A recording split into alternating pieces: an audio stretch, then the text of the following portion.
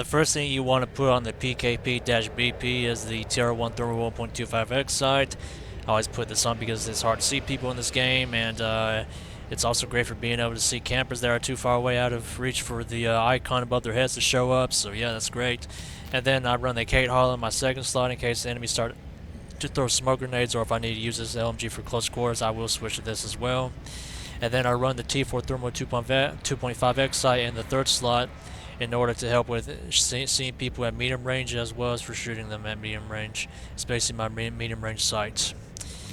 And then for the barrel attachments, I did try to use a tactical compensator, but this weapon has too much recoil, and I did experiment with the champion muzzle brake. The champion muzzle brake is also great too, but personally I liked having the balanced performance on this weapon, so I just ran the factory barrel with it. But if you have a hard time controlling recoil, then I would recommend the champion muzzle brake instead. But because it's a bit, well, it's a bit easier for me to control recoils for the most part, so that's why I just like to use the factory barrel, so I don't have to worry about my weapon drifting in a certain direction, which in this case it would be drifting left and right if I use the champion muzzle brake. And then obviously there ain't no under grip, which sucks for this weapon because this weapon really could use more accuracy in my opinion, but I basically just tap fired with it the entire time I was using it to make it work. So.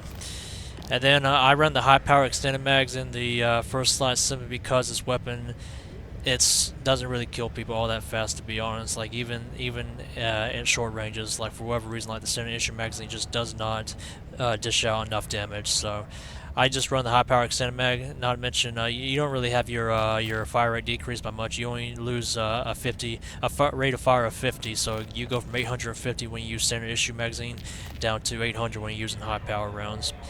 But yeah, I just like I said, I just like to use high power extended mag simply because of enemies just being, well, too far out of reach apparently most of the time.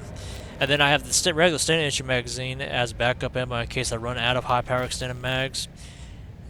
And then I have the regular high power rounds in the third slot in case I run out of ammo in those magazines. But of course, if you really wanted to, if you're getting annoyed by any stealth choppers or any helicopters in general, put on these armor piercing rounds, and you'll tear them. You'll basically destroy them really fast, honestly. But yeah, if you're playing regular conquest of vehicles, definitely have the armor piercing in the third slot instead. But for like regular infantry only, just just stick with the regular high power rounds in the third slot in case you, for whatever reason, run out of ammo.